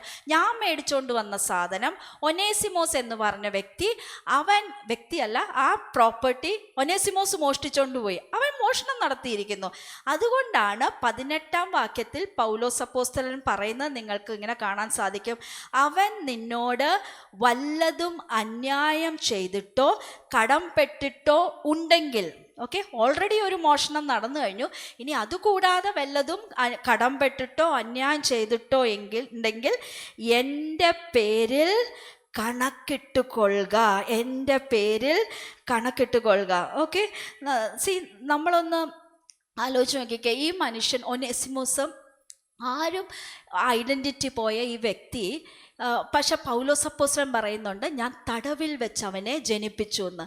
പൗലോസ് അപ്പോസ്തലൻ റോമിലെ തടവിലായിരുന്ന സമയത്ത് കൊലോസിയിൽ നിന്ന് ഓടിപ്പോന്ന് വന്ന ഈ അടിമയുണ്ടല്ലോ ഒനേസിമോസ്, ഏതോ ഒരു സാഹചര്യത്തിൽ പൗലോസ് സുവിശേഷം പറഞ്ഞ് ജനിപ്പിക്കാനായിട്ട്, അതായത് ന്യൂ ബർത്തിൻ്റെ അവസ്ഥയിലേക്ക് വരുവാനായിട്ട് ഇടയായ വ്യക്തിയാണ്. സുവിശേഷം അവൻ അറിഞ്ഞു, അവൻ സത്യം അറിഞ്ഞു. യേശുക്രിസ്തുവിലൂടെയുള്ള പാപക്ഷമയെക്കുറിച്ച് ഈ ഒനേസിമോസ് മനസ്സിലാക്കി. മനസ്സിലാക്കിയിട്ടുണ്ട്. അത് കഴിഞ്ഞ് പൗലോസ് അപ്പോസ്തലൻ്റെ കൂടെ അദ്ദേഹം അവിടെ കുറച്ച് നാൾ താമസിക്കുന്നുണ്ട്. അപ്പോൾ ആ സമയത്തായിരിക്കും ഒനേസിമോസ് പറഞ്ഞത്, എനിക്ക് കൊലോസിയിൽ എനിക്കൊരു മാസ്റ്റർ ഉണ്ടായിരുന്നു, ഞാൻ അവിടുന്ന് ഓടിപ്പോന്ന ഒരു വ്യക്തിയാണെന്ന് പറയുമ്പോഴത്തേക്കായിരിക്കും പൗലോസ് പറയുന്നത്, എനിക്ക് ആ മാസ്റ്ററിനെ അറിയാം, ഞാൻ ഒരിക്കൽ സുവിശേഷം പറഞ്ഞ് ഫിലമോനെ യേശുവിലോട്ട് വന്നതാണെന്ന് മനസ്സിലാകുന്നുണ്ട്. ഇവരുടെ രണ്ടുപേരുടെയും ഇടയിലാകുകയാണ് പൗലോസ്. ഇനി ഞാൻ അന്നത്തെ അടിമ സമ്പ്രദായത്തിലെ മറ്റു ചില കാര്യങ്ങളും കൂടെ നിങ്ങൾക്കൊന്ന് പറഞ്ഞ് മനസ്സിലാക്കാം, ഒന്ന് വ്യക്തമാക്കി തരാൻ. എന്തുകൊണ്ടാണ് പൗലോസ് അപ്പോസ്തലൻ തിരിച്ചു വിടാനായിട്ട് ശ്രമിക്കുന്നതെന്ന് ഞാൻ പറഞ്ഞു. അന്നത്തെ സൊസൈറ്റി അങ്ങനെയായിരുന്നു. ഒനേസിമോസിനെ തിരിച്ചു വിടാതിരുന്നാൽ ജീവിക്കുക എളുപ്പമല്ല. കാരണങ്ങൾ പറഞ്ഞുതരാം. ഒന്നാണ് ബ്രാൻഡിങ്. ബ്രാൻഡിങ് എന്ന് പറഞ്ഞാൽ അന്നത്തെ അടിമകളുടെ നിങ്ങൾക്ക് ഇവിടെ ഒരു ബ്രാൻഡിങ് കാണാൻ സാധിക്കും. എന്തെങ്കിലും ശ്രദ്ധിച്ചോ നിങ്ങൾ? നെറ്റിയിൽ ഒരു ആൽഫബറ്റ്, അവിടെ ഗ്രീക്ക് ആൽഫബറ്റ് കാണാൻ, ഡെൽറ്റ. ഡൂലോസ് എന്ന് പറയാൻ വേണ്ടിയിട്ടുള്ള ആ ആൽഫബറ്റ് ആയിട്ടേക്കുന്നത്. നെറ്റിയിൽ ഇങ്ങനെ ചൂടടയാളം വെക്കും. ഒരു മാർക്ക് ഉണ്ടാക്കും. അതായത് ആളുകൾക്ക് അപ്പം തന്നെ തിരിച്ചറിയാം ഇത് ആരുടെയോ അടിമയാന്ന്. ഡൂലോസ് എന്നുള്ളതിൻ്റെ ഗ്രീക്ക് വേർഡിൻ്റെ ഫസ്റ്റ് ആൽഫബറ്റാണ് അത്. സോ ഡൂലോസ് എന്ന് പറഞ്ഞാൽ അടിമ. ഈ അടിമ. പിന്നെ അടിമകൾക്ക് സാധാരണ അതിൻ്റെ മാർക്സ് കൊടുത്തിരുന്നത് റോമൻ വേൾഡിൽ. ഇത് ഗ്രീക്കുകാരുടെ ബ്രാൻഡിങ് സ്റ്റൈലായിരുന്നു. റോമാക്കാർ ചെയ്തിരുന്നത് ചെസ്റ്റിൽ, ഷോൾഡേഴ്സിലൊക്കെ ഇങ്ങനെ മാർക്സ് കൊടുക്കുമായിരുന്നു ഇവർ അടിമകൾ. സോ അവർക്ക് സ്വതന്ത്രമായിട്ട് പിന്നീട് പോകാൻ പറ്റില്ല. ഇവരെ തിരിച്ചറിയാം ഇവരെ ആരുടെയോ അടിമയായിരുന്നെന്ന്. അപ്പോൾ അവർക്ക് കറങ്ങി നടക്കുക എളുപ്പമല്ല, മോഷ്ടിച്ച വസ്തുവാന്ന് പറഞ്ഞു പിടിക്കും അവരെ. ഇനിയും ബ്രാൻഡിങ്ങിൻ്റെ വേറെ ചില കാര്യങ്ങൾ ഇവർ ചെയ്യുമായിരുന്നു. ബ്രാൻഡിങ്ങിൽ ചെയ്തിരുന്ന മറ്റൊരു കാര്യം, റോമാക്കാർ ഇവിടെ കാണിക്കാൻ പറ്റിയിട്ടില്ല, റോമാക്കാർ അവരുടെ ഭാഷയിൽ, ലാറ്റിൻ ഭാഷയിൽ നെറ്റിയിലുണ്ടല്ലോ, ഇപ്പം FUR ഫിർ എന്ന് അടിച്ചാൽ അവരിങ്ങനെ ഇത് കുത്തിയാലുണ്ടല്ലോ കള്ളൻ എന്നാണ്. അതായത് വീട്ടിലൊരു അടിമ എന്തെങ്കിലും കള്ളത്തരം കാണിച്ചെന്ന് വെച്ചോ, നെറ്റിയിൽ മാസ്റ്റർ ഈ ഇത് പൊള്ളിച്ചിട്ട് ചൂടടയാളം എന്നാണ് അതിന് പറയുന്നത്. പൊള്ളിച്ച് ഇവിടെ മാർക്കുണ്ടാക്കും. FUR എന്ന് അടിച്ചു കഴിഞ്ഞാൽ ഇവൻ കള്ളനാണ്. അപ്പോൾ അവൻ എവിടെ പോയാലും ഈ കള്ളനാണെന്നുള്ള മാർക്ക് ഇങ്ങനെ നെറ്റിയിലുണ്ടാകും. അതുപോലെ തന്നെ ഇപ്പം KAL എന്നടിച്ചു കഴിഞ്ഞാൽ കള്ളത്തരം പറയും, നുണയനാണെന്നാണ്. അതുപോലെ FUG എന്ന് പറഞ്ഞിട്ടുണ്ടെങ്കിൽ ഫ്യൂജിറ്റീവിനുള്ള FUG അടിച്ചു കഴിഞ്ഞാൽ അവൻ റണ്ണവേ ആണ്. അതായത് അങ്ങനത്തെ തെറ്റുകൾ, മോഷ്ടിക്കുക, നുണ പറയുക, അല്ലെങ്കിൽ ഓടിപ്പോവുക ചെയ്താൽ ഈ നെറ്റിയിൽ ഈ അടയാളം കാണും. അപ്പോൾ പിന്നെ അവർ ആ വേൾഡിൽ പിന്നെ ജീവിക്കാൻ അവന് സാധ്യമല്ല. അതിന് വേണ്ടിയിട്ടാണ് ഇവർ ചെയ്യുന്നത്. അത് മാത്രമല്ല, ഓടിപ്പോകാതിരിക്കാൻ വേണ്ടിയിട്ട് ഇവർ ചെയ്യുന്ന ചില മാസ്റ്റേഴ്സ് ചെയ്യുന്ന കാര്യങ്ങളുണ്ടായിരുന്നു. പട്ടിയുടെയൊക്കെ കഴുത്തിൽ ബെൽറ്റ് ഇടത്തില്ലേ എന്ന് പറഞ്ഞതുപോലെ ഇരുമ്പിൻ്റെ ബെൽറ്റ്, അത് ഒരിക്കലും പൊട്ടിച്ച് കളയാൻ പറ്റാത്ത വിധത്തിൽ വിളക്കി ചേർത്ത് ഇങ്ങനെ കഴുത്തിൽ ബെൽറ്റ് ഇട്ട് വെക്കും. ഇത് അടിമയാണെന്ന് തിരിച്ചറിയാൻ പറ്റുമായിരുന്നു. ഇന്നും ഇറ്റലിയിലൊക്കെ മ്യൂസിയത്തിലൊക്കെ ഇതൊക്കെ കാണാൻ സാധിക്കും. ഈ അന്ന് അടിമകളുടെ കഴുത്തിൽ ഉപയോഗിച്ചിരുന്ന അതിൽ ഒരു ഫേമസ് ആയിട്ടുള്ള ഒരു മെറ്റൽ കോളറാണ്. ഇതുപോലെ അടിമയുടെ ഇതിലിരുന്ന ഈ മെറ്റൽ കോളറിൻ്റെ പേര് സോനിനസ് കോളർ എന്നാണ്. ഞാൻ ഇത്രയും ഡീറ്റെയിൽഡ് ആയിട്ട് നിങ്ങൾക്ക് പറഞ്ഞു തരുന്നത് എന്താണെന്നറിയാമോ? ഒനേസിമസിൻ്റെ കഥ മനസ്സിലാക്കാൻ വേണ്ടിയാണ്. ചിലർ അതും കൂടെ ഞാൻ പറഞ്ഞിട്ട് പറയാം. ഈ ചിലർ പറയാറുണ്ട് ഈ ഫിലമോൻ്റെ ലേഖനം അതിനെ ക്രിട്ടിസൈസ് ചെയ്യും. ഫിലമോനെ അടുക്കലോട്ട് ഒനേസിമോസിനെ തിരിച്ചയച്ചപ്പം പൗലോസ് അപ്പോസ്തലൻ അടിമ സമ്പ്രദായത്തിനെതിരെ ഒന്നും സംസാരിക്കാതെ അതിനെ എൻഡോഴ്സ് ചെയ്യുമല്ലായിരുന്നോ, അതിനെ പ്രൊമോട്ട് ചെയ്യുമല്ലായിരുന്നോ എന്നുള്ള ക്വസ്റ്റ്യൻസ് ചോദിക്കാറുണ്ട്. ആ വേൾഡ് എന്തായിരുന്നെന്ന് മനസ്സിലാക്കുമ്പോഴേ ഇത് പൗലോസ് അപ്പോസ്തലൻ തുടങ്ങി വെച്ച റെവല്യൂഷൻ എന്താണെന്ന് നമുക്ക് മനസ്സിലാവുകയുള്ളൂ. ഈ സോനിനസ് കോളർ എന്ന് പറഞ്ഞിട്ടുണ്ട് ഒരു ഇത് ഇന്നും മ്യൂസിയത്തിൽ അതുണ്ട്. സോനിനസ് കോളറിൽ നിങ്ങൾ ആ അടിയിൽ കണ്ടോ, ഒരു ഇൻസ്ക്രിപ്ഷൻ കണ്ടോ, ഇങ്ങനെ എഴുതിയേക്കുന്നത് പോലെ. നല്ല മാല പോലെ ഉണ്ടല്ലോ, നെക്ലേസ് പോലെ. പക്ഷേ ഇത് മെറ്റൽ കോളർ അടിമയൊക്കെ ഇടുന്നത്. ഇത് അവിടെ എഴുതിയിരിക്കുന്നത് എന്താണെന്നറിയാമോ? ഞാൻ ഇംഗ്ലീഷിൽ ആദ്യം വായിച്ച് കേൾപ്പിക്കാം. Hold me or I will run, I have have run away, catch me. If you return me to my master, Soninus, you will receive a payment of 1 solidus, ഒരു ഗോൾഡ് കോയിൻ. അതിൽ എഴുതിയേക്കുന്നത് എങ്ങനെയാണ്? എന്നെ പിടിച്ചോണം, ഞാനൊരു ഓടിപ്പോയവനാണ്, എൻ്റെ മാസ്റ്റർ സോനിനസിന് നിങ്ങൾ എന്നെ തിരിച്ചേൽപ്പിക്കുകയാണെങ്കിൽ നിങ്ങൾക്കൊരു സ്വർണ്ണ നാണയം കിട്ടും. ഇത് കഴുത്തെ തൂക്കി ഇങ്ങനെ ബെൽറ്റ് പോലെ ഇട്ടേക്കുവാണ്, അത് ഊരാൻ സാധിക്കില്ല. നിങ്ങളൊന്ന് ആലോചിച്ച് നോക്കിയേ, ഈ അടിമ എവിടെയെങ്കിലും ചെന്ന് ഇത് ഊരാൻ ശ്രമിച്ചാൽ ഊരാന്നോ നോക്കും, ഗോൾഡ് കോയിനാണ് കിട്ടുന്നത്, ഇവനെ പിടിച്ചുകൊണ്ട് കൊടുക്കില്ലേ സോനിനസിന്? അതിനു വേണ്ടിയിട്ട് ഉടമകൾ ചെയ്തിരുന്ന പണികളാണ്. നോക്കുന്ന ആലോചിച്ച് നോക്കി, ഇതുപോലത്തെ മെറ്റൽ ബെൽറ്റും ഇട്ടാണ് ഇവർ പലരും നടന്നത് എന്ന് ഓർക്കണം. ഓക്കെ, അപ്പം കോയിൻ കിട്ടാൻ വേണ്ടി, സമ്മാനം കിട്ടാൻ വേണ്ടി ആളുകൾ മാസ്റ്ററുടെ അടുക്കെ തിരിച്ചു കൊണ്ട് കൊടുക്കും. ഈ ഒരു ലോകത്തിൽ, ഇങ്ങനത്തെ ഒരു ലോകത്തിൽ ജീവിച്ചവരാണ് ഫിലമോനും ഒനേസിമസും. പക്ഷേ ഇവർ രണ്ടുപേരെയും കർത്താവായ യേശുവിൻ്റെ സുവിശേഷം കേൾക്കുവാനുണ്ടായി. നിങ്ങൾ ഓർക്കുന്നുണ്ടോ, ആട്ടിടയന്മാരോട് യേശു ജനിച്ച സമയത്ത് ദൂതന്മാർ പറഞ്ഞ ഒരു കാര്യമുണ്ട്, സകല ജനത്തിനും ഉണ്ടാകുവാനുള്ള മഹാസന്തോഷം ഞാൻ നിങ്ങളോട് സുവിശേഷിക്കുന്നു, അല്ലേ? ഞങ്ങൾ നിങ്ങളോട് സുവിശേഷിക്കുന്നു. It is good news for everyone, എല്ലാവർക്കുമുള്ള സന്തോഷം. നമ്മൾ ഇന്ന് പറയും, ഇന്ന് ഒപ്രഷനുണ്ട്, ഒത്തിരി ചൂഷണങ്ങളുണ്ട്. യേശു ജീവിച്ച കാലഘട്ടവും അങ്ങനെയോ അതിലപ്പുറവുമോ ആയിരുന്നു.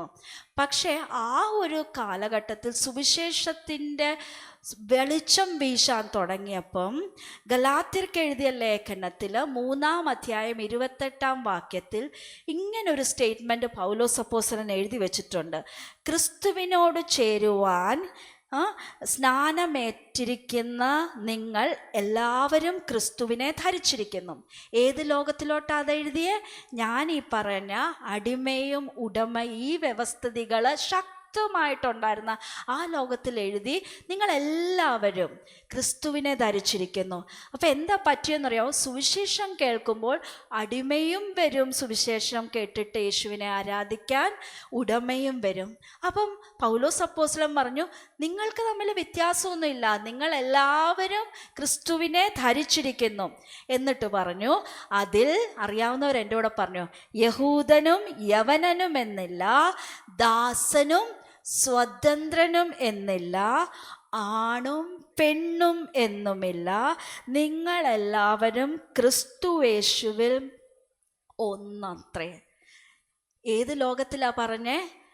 അടിമേനെ ചന്തയെന്ന് മേടിച്ചുകൊണ്ട് വന്ന് പ്രോപ്പർട്ടികളായിട്ട് വീട്ടിൽ ഉപയോഗിച്ചു കൊണ്ടിരുന്ന, നമ്മളൊരു വാഷിംഗ് മെഷീനോ ഡിഷ് വാഷറോ പോലെ കണ്ടിരുന്ന ആ ലോകത്തിൽ ജീവിച്ച അടിമയും ഉടമയും ഒരുമിച്ചിരുന്ന് പ്രാർത്ഥിക്കാൻ വന്നപ്പോൾ പറയുകയാണ്, ക്രിസ്തുയേശുവിൽ നിങ്ങളെല്ലാവരും ഒന്നത്രേ. പൗലോസ് അപ്പോസ്തലൻ അടിമ സമ്പ്രദായത്തെ പ്രൊമോട്ട് ചെയ്യുകയായിരുന്നോ? സ്ത്രീകളെ അടിച്ചമർത്തുകയായിരുന്നു? ഒന്നും കൂടെ ഒന്ന് റീതിങ്ക് ചെയ്ത് നോക്കാം. നമ്മളുടെ ഈ ലോകത്ത് നിന്നിട്ട് തിരിഞ്ഞങ്ങോട്ട് നോക്കുമ്പോൾ ചിലപ്പം അങ്ങനെ തോന്നും. പക്ഷെ ആ ലോകത്തെ മനസ്സിലാക്കിയിട്ട് വേണം ഇവരൊക്കെ എഴുതിയ റെവല്യൂഷണറി സ്റ്റേറ്റ്മെൻറ്റ്സ് എന്താണെന്ന് നമ്മൾ ശരിക്കും മനസ്സിലാക്കുവാനായിട്ട്. നമ്മൾ മറ്റൊരു കാര്യവും കൂടെ മനസ്സിലാക്കുക, പൗലോസ് റോമൻ പൗരത്വമുള്ള ആളാണ്. ഓക്കെ, ഇന്ന് നമുക്ക് ആ ഡിഫറൻസ് എന്തോരം നമുക്ക് മനസ്സിലാക്കാൻ പറ്റുമെന്ന് നിങ്ങളൊന്ന് ചിന്തിച്ച് നോക്കുക. സാധാരണ പലസ്തീൻ നാടുകളിൽ ജീവിച്ചിരുന്ന യഹൂദന്മാർക്ക്, ഈവൻ നമ്മുടെ യേശു കർത്താവ്, അപ്പോസ്തലന്മാർക്ക്, അവർക്ക് ആർക്കും റോമൻ പൗരത്വമൊന്നുമില്ല, അവർ സാധാരണ യഹൂദന്മാരെ. പക്ഷേ അപ്പോസ്തലനായ പൗലോസിന് റോമൻ പൗരത്വം കൂടെ ഉണ്ടായിരുന്നു. അദ്ദേഹം ആ ഒരു ഹയർ സ്റ്റാറ്റസിൽ അന്ന് സൊസൈറ്റി ജീവിച്ച അദ്ദേഹം ഒനേസിമോസിനെ കുറിച്ച് പറയുന്നു, അവൻ എൻ്റെ പ്രാണപ്രിയെന്ന്. മനസ്സിലാകുന്നുണ്ടോ? ഒരു അടിമയായ സ്റ്റാറ്റസ് ഉള്ള ആ വ്യക്തിയോട് പറയണം, അവൻ എൻ്റെ പ്രാണപ്രിയനാണെന്ന്. നമുക്കൊന്ന് വായിച്ചു നോക്കാം. ഇനി നിങ്ങളൊന്ന് വായിച്ചു നോക്കണം. ഒരു റോമൻ പൗരനായ അപ്പോസ്തലനായ പൗലോസ് ഒനേസിമോസ് എന്ന അടിമയെക്കുറിച്ച് പറയുന്ന കാര്യങ്ങൾ 14 മുതൽ വായിച്ചേ. എങ്കിലും നിന്റെ ഗുണം നിർബന്ധത്താൽ എന്ന പോലെയല്ല, മനസ്സോടെ ആകേണ്ടതിന് നിന്റെ സമ്മതം കൂടാതെ ഒന്നും ചെയ്യുവാൻ എനിക്ക് മനസ്സില്ലായിരുന്നു. എന്ത്? ഫിലമോൻ്റെ അനുവാദം ഇല്ലാതെ ഒനേസിമോസിനെ ഇവിടെ നിർത്തുവാനായിട്ട്. 15-ാം വാക്യത്തിൽ, അവൻ അല്പകാലം വേർവിട്ടു പോയത് അവനെ സദാകാലത്തേക്കും നിനക്ക് ലഭിക്കേണ്ടതിന് ആയിരിക്കും. അവൻ ഇനി ദാസനല്ല, ദാസനു മീതെ പ്രിയ സഹോദരൻ തന്നെ. എന്തുകൊണ്ട് തിരിച്ചയച്ചു എന്ന് ചോദിച്ചാൽ, ഒനേസിമസിന് ആ ഒരു വേൾഡിൽ അല്ലാതെ ഒരു എക്സിസ്റ്റൻസ് പോസിബിൾ അല്ലായിരുന്നു. എന്നിട്ട് തിരിച്ചയക്കുമ്പോൾ പറയുകയാണ്, അവൻ ഇനി ദാസനല്ല, ദാസനു മീതെ പ്രിയ സഹോദരൻ തന്നെ. അവൻ വിശേഷാൽ എനിക്ക് പ്രിയനെങ്കിൽ നിനക്ക് ജഡസംബന്ധമായും കർത്തൃസംബന്ധമായും എത്ര അധികം. നീ മേടിച്ച ഒരു അടിമയാണ്, നിനക്ക് എത്ര പ്രധാനപ്പെട്ടതാണ് അതല്ലേ. ഇപ്പം കർത്താവായ യേശുവിലോട്ട് വന്നപ്പോഴത്തേക്ക് ഇത് നിനക്ക് എത്ര വിലപ്പെട്ടതാണ്. ഒനേസിമസിനെ ഞാൻ തിരിച്ച് അയക്കാന്ന് പറയുന്നത്. അത് കഴിഞ്ഞാണ് പറയുന്നത് അവൻ എത്രയധികം. എന്നിട്ട് പറയണം, നീ എന്നെ കൂട്ടാളി എന്ന് കരുതുന്നുവെങ്കിൽ അവനെ എന്നെ പോലെ ചേർത്തുകൊള്ളുക. പൗലോസ് അപ്പോസ്തലനും ഫിലമോനും എന്ന് പറയുന്ന ഉടമയുമായിട്ട് നല്ല ബന്ധമാണ്. അദ്ദേഹം ഒരു പണക്കാരനായിട്ടുള്ള മനുഷ്യൻ. അദ്ദേഹത്തോട് പറയാണ്, അദ്ദേഹത്തോട് ആജ്ഞാപിക്കുകയല്ല, എന്നെ കൂട്ടാളി എന്ന് കരുതുന്നുവെങ്കിൽ ചേർത്ത് കൊള്ളാനായിട്ട് ഒരു റിക്വസ്റ്റ് പോലെയാണ് നമ്മൾ കാണുന്നത്. നമ്മൾ മനസ്സിലാക്കേണ്ട മറ്റൊരു കാര്യം, ഈ ഓടിപ്പോയ അടിമ തിരിച്ച് വീട്ടിൽ വന്നാൽ ഫിലമോൻ എന്നല്ല, ഏതൊരു റോമൻ ഇതുള്ള ഉടമയ്ക്കും ചെയ്യാൻ പറ്റുന്ന ചില കാര്യങ്ങളുണ്ട്. അവർ ചെയ്യാറുണ്ടായിരുന്ന കാര്യങ്ങളാണ്. ഒന്നുകിൽ ഇവനെ അടിച്ചു കൊന്നു കളയും, ഇല്ലെങ്കിൽ ഇവനെ ദേഹം മുഴുവൻ പൊള്ളിക്കും, ഇല്ലെങ്കിൽ വല്ലാതെ ഉപദ്രവിക്കും. ഇഷ്ടമുള്ളത് എന്തും ചെയ്യായിരുന്നു. അത്രയും വലിയ തല അപ്പം തന്നെ വെട്ടിക്കളയാം. അതായത് ഞാൻ പറയുന്ന മറ്റൊരു കാര്യം കൂടെ നിങ്ങളിങ്ങനെ മനസ്സിലാക്കുക. അന്ന് ഒനേസിമോസ് തിരിച്ച് ഫിലമോൻ്റെ വീട്ടിൽ ചെല്ലുമ്പോഴത്തേക്ക് ഒനേസിമോസിനെ അന്നത്തെ നിയമം അനുവദിക്കുന്നത് പോലെ ഫിലമോൻ കൊന്നുകളഞ്ഞാൽ ആർക്കും ക്വസ്റ്റ്യൻ ചെയ്യാൻ പറ്റില്ല. ഈവൻ അപ്പോസ്തലനായ പൗലോസിനും ഒന്നും ചോദിക്കാൻ പറ്റില്ല. നിയമപ്രകാരം അത് തെറ്റല്ലായിരുന്നു അന്ന്. പക്ഷേ പൗലോസ് അപ്പോസ്തലൻ പറയാണ്, നീ എനിക്ക് വേണ്ടിയിട്ട് അവനെ ചേർത്തുകൊള്ളുക, ദാസനായിട്ടല്ല, പ്രിയ സഹോദരനെ പോലെ. നിങ്ങളത് മനസ്സിലാക്കുന്നു എന്ന് ഞാൻ പ്രതീക്ഷിക്കുകയാണ്. എത്ര പ്രധാനപ്പെട്ട ഒരു കാര്യമാണ് അദ്ദേഹം ചെയ്തത്. എന്തൊരു മാറ്റമാണ് ആ സൊസൈറ്റിയിൽ കൊണ്ടുവന്നത്. പ്രിയമുള്ളവരെ, നമ്മൾ മനസ്സിലാക്കേണ്ട മറ്റൊരു കാര്യം കൂടെ, ക്രിസ്ത്യാനിറ്റി ഫ്രോം ദ ബിഗിനിങ് ചെയ്തേക്കുന്ന, അല്ലെങ്കിൽ യേശു കർത്താവും തൻ്റെ അപ്പോസ്തലന്മാരും ചെയ്തേക്കുന്ന സോഷ്യൽ ഈവിൾസിന് വേണ്ടി അവർ ഫൈറ്റ് ചെയ്തിട്ടുണ്ടോ എന്ന് ചോദിച്ചിട്ടുണ്ടെങ്കിൽ തീർച്ചയായിട്ടും ക്രിസ്ത്യൻ വേയിൽ ചെയ്തിട്ടുണ്ട്. പക്ഷേ മറ്റൊരു കാര്യം, അതിലും പ്രധാനമായിട്ട് അവർ ഊന്നൽ കൊടുത്തൊരു കാര്യം ഉണ്ടായിരുന്നു, മനസ്സുകൾക്ക് മാറ്റം. ഞാൻ പറയട്ടെ, ഇപ്പം ഒരു അടിമയെ ഉടമയുടെ വീട്ടിൽ നിർബന്ധിച്ച് കയറ്റാം, പക്ഷെ ഉടമയുടെ മനസ്സ് മാറുന്നില്ലെങ്കിൽ എന്ത് കാര്യം? എന്നാൽ നമ്മൾ മനസ്സിലാക്കുക, ഉടമയുടെ മനസ്സും ആറ്റിറ്റ്യൂഡും ഒക്കെ മാറിക്കഴിഞ്ഞിട്ട് അടിമയെ സ്വീകരിക്കുമ്പോൾ എത്ര വലിയ വ്യത്യാസമാണ് വരുന്നത് അല്ലേ. ഹൃദയത്തിൻ്റെ പരിവർത്തനത്തിന് ഊന്നൽ കൊടുത്തുകൊണ്ടുള്ള ഒരു വിപ്ലവം അല്ലേ. അതായിരുന്നു ഒനേസിമോസിനെ തിരിച്ചയക്കുന്നതിലൂടെ ചെയ്തത്. ഇനി ഞാൻ പറഞ്ഞു, ഈ ഫിലമോൻ്റെ എഴുത്ത് ക്രിട്ടിസൈസ് ചെയ്യപ്പെട്ടിട്ടുണ്ടെന്ന്. എന്തിനാ? അടിമ സമ്പ്രദായത്തെ ഇത് പ്രൊമോട്ട് ചെയ്യുന്നു എന്ന് പറഞ്ഞ് ഞാൻ നിങ്ങൾക്ക് കാണിച്ചു തന്നതിൽ നിന്ന് നിങ്ങൾക്ക് അങ്ങനെ തോന്നുന്നുണ്ട്. നിങ്ങളൊന്ന് ശരിക്കും ആലോചിച്ച് നോക്ക്.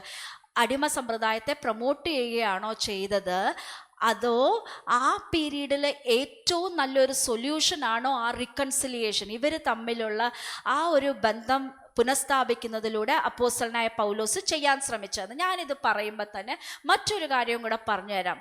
വേദപുസ്തകത്തിലെ ചില വരികളെ എടുത്തിട്ട് അൺഫോർച്ചുനേറ്റ്ലി, നിർഭാഗ്യവശാൽ വളച്ചൊടിച്ചുകൊണ്ട് ചില സോഷ്യൽ ഈവിൾസ് പ്രൊമോട്ട് ചെയ്യാനായിട്ടും ശ്രമിച്ചിട്ടുള്ള മനുഷ്യരുണ്ടായിട്ടുണ്ട്. അതൊരു സത്യമായിട്ടുള്ള കാര്യമാണ് ചരിത്രം പറയുന്നത് അല്ലേ. ഞാൻ അതിനൊരു നല്ല ഉദാഹരണം കാണിച്ചു തരാവേ. അടിമ സമ്പ്രദായം പ്രൊമോട്ട് ചെയ്യാനായിട്ട് നിങ്ങളിവിടെ ഒരു ബൈബിളിൻ്റെ പേര് കാണുന്നുണ്ടോ? എന്താ അതിൻ്റെ പേര്? സ്ലേവ് ബൈബിൾ, അടിമകൾക്കുള്ള ബൈബിള്. ഓക്കെ, അപ്പോൾ എന്താ, ബൈബിള് വേറെ ആയിരുന്നോ അവർക്ക് കൊടുത്തത്? അതെ, അവർക്ക് കൊടുത്ത ബൈബിള് വേറെയായിരുന്നു. ഇത് ആരാ ചെയ്തതെന്ന് വെച്ചിട്ടുണ്ടെങ്കിൽ, ബ്രിട്ടീഷുകാർ കരീബിയൻ പ്രദേശങ്ങൾ, ജമൈക്ക പോലെയുള്ള പ്രദേശങ്ങളിൽ അടിമക്കച്ചവടം നടത്തുമായിരുന്നു. അത് അധികം നാളൊന്നും ആയിട്ടില്ല, ഒരു 2-3 നൂറ്റാണ്ട് മുമ്പത്തെ കഥയെ പറയുന്നത്. അവർ സുവിശേഷം പറഞ്ഞു. പക്ഷേ ഒരു പ്രശ്നം വന്ന എന്നാന്ന് വെച്ചാൽ, ഇപ്പോൾ ഫിലമോൻ്റെ ലേഖനം വായിച്ചു കഴിയുമ്പോഴത്തേക്ക് അവർ ചിന്തിച്ചു, അയ്യോ ബൈബിള് വായിക്കുമ്പോഴത്തേക്ക് ദാസനല്ല, ദാസന് മീതെ പ്രിയ സഹോദരനാന്ന് അറിയുമ്പോഴത്തേക്ക് അടിമകൾ വിപ്ലവം തുടങ്ങിയാലോ എന്ന് പേടിച്ചിട്ട് പേടിച്ചിട്ടെന്ന് ഞാൻ പറഞ്ഞത്. ഓക്കെ, എന്തുകൊണ്ടായിരിക്കാം? ഓക്കെ, ഒരു മാനിപ്പുലേഷൻ നടന്നു. എന്താ ചെയ്തതെന്നറിയാമോ? ഈ അടിമ ബൈബിളിൽ, നമ്മുടെ ബൈബിളുകളിൽ, ഫുൾ ബൈബിളിൽ 1189 വേഴ്സസ് ഉണ്ടെങ്കിൽ ഇവിടെ 232 ഉള്ളൂ. കുറച്ച് ഭാഗങ്ങൾ അങ്ങ് വെട്ടിക്കളഞ്ഞു. അപ്പം നമ്മൾ ചിന്തിക്കും, ചില സമയത്ത് നമ്മൾ പുതിയ നിയമം മാത്രമായിട്ട് കൊടുക്കാറില്ലേ, അത് സൗകര്യത്തിനും ആളുകൾക്ക് മനസ്സിലാക്കാനും വേണ്ടി. പക്ഷേ ഇതിൽ കൃത്യമായ മാനിപ്പുലേഷൻ ഉണ്ടായിരുന്നു. ഞാൻ പറഞ്ഞുതരാം. അവർ വേദപുസ്തകത്തിലെ ചില ഭാഗങ്ങൾ അങ്ങ് എടുത്തു കളഞ്ഞു. ഇപ്പം ഉദാഹരണം പറഞ്ഞുതരാം. പുറപ്പാട് പുസ്തകം ഈ ബൈബിളിൽ ഉണ്ടായിരുന്നില്ല. എന്തുകൊണ്ടാണ് പുറപ്പാടിൻ്റെ പുസ്തകം അവർ മാറ്റിയെന്നറിയാമോ? പുറപ്പാട് പുസ്തകത്തിൽ ഇസ്രയേൽ ജനം മിസ്രൈമിൽ അടിമത്തത്തിലായിരുന്നു. അവിടെ നിന്ന് മോശ രക്ഷിക്കുന്ന കഥയാണ് പറയുന്നത്. അത് ഈ അടിമകൾ മനസ്സിലാക്കണ്ട എന്നവർ തീരുമാനിച്ചു. പുറപ്പാട് പുസ്തകം വെച്ചില്ല. ഓക്കെ, അതുപോലെ ഗലാത്യർ 3:28 നമ്മൾ നേരത്തെ വായിച്ച വാക്യമില്ലേ, ക്രിസ്തുവേശുവിൽ ദാസനില്ല, സ്വതന്ത്രനില്ല, ആണില്ല, പെണ്ണില്ല, ആ വാക്യം അങ്ങ് കട്ട് ചെയ്ത് കളഞ്ഞു. ചില ഭാഗങ്ങളാണ് ഞാൻ കാണിച്ചു തരുന്നത്. അതുപോലെ ഇക്വാലിറ്റിയെക്കുറിച്ച് സംസാരിക്കുന്ന ഏതെങ്കിലും ഭാഗങ്ങളുണ്ടെങ്കിൽ അതൊക്കെ അങ്ങ് മാറ്റിക്കളഞ്ഞ് വെട്ടി ചുരുക്കയാക്കി ഇങ്ങനെ ഫിലമോൻ്റെ ലേഖനം തീർച്ചയായിട്ടും എടുത്ത് മാറ്റിക്കളഞ്ഞു. പക്ഷെ അവർ വെച്ച ചില വാക്യങ്ങളുണ്ട്, അടിമകളെ വീണ്ടും വീണ്ടും പഠിപ്പിച്ച ചില വാക്യങ്ങളും ഉണ്ടായിരുന്നു. ഏതായിരിക്കും എന്ന് നിങ്ങൾക്ക് ഊഹിക്കാമോ? എഫേസ്യ ലേഖനത്തിലും കൊലോസ്യ ലേഖനത്തിലും പറയുന്ന ചില വാക്യങ്ങൾ ഏതൊക്കെയാ? ദാസന്മാരെ നിങ്ങളുടെ യജമാനന്മാർക്ക് കീഴടങ്ങിയിരിപ്പീൻ. അപ്പം ഇതാണ് ഞാൻ പറയും, വേദപുസ്തകത്തിൽ ഞാൻ പണ്ട് പറഞ്ഞു തന്നിട്ടുണ്ട്, ഈ വേദപുസ്തകം വായിക്കുമ്പോഴുണ്ടല്ലോ നമ്മൾ അതിനെ മനസ്സിലാക്കേണ്ട രീതിയുണ്ട്, അതിനെ ഇൻ്റർപ്രറ്റ് ചെയ്യേണ്ട രീതിയുണ്ട്. ഒരു വാക്യം എടുത്ത് നമ്മൾ ഓക്കെ, ദാസന്മാർ യജമാനന്മാർക്ക് എങ്ങനെയാണെങ്കിലും കീഴടങ്ങിയിരിക്കണം, അടിമ സമ്പ്രദായം മാറ്റാൻ പാടില്ല എന്ന് പറയാനല്ല ആ വാക്യം ഉപയോഗിച്ചത്. ആ ലോകത്തിൽ സമാധാനം ഉണ്ടാക്കാൻ വേണ്ടിയാണ് അത് പറഞ്ഞത്. ഓക്കെ, അല്ലാണ്ട് അടിമ സമ്പ്രദായത്തെ, അടിമച്ചന്തനെ പ്രൊമോട്ട് ചെയ്യാൻ എഴുതിയ വാക്യമല്ല അതെന്നും മനസ്സിലാക്കുക.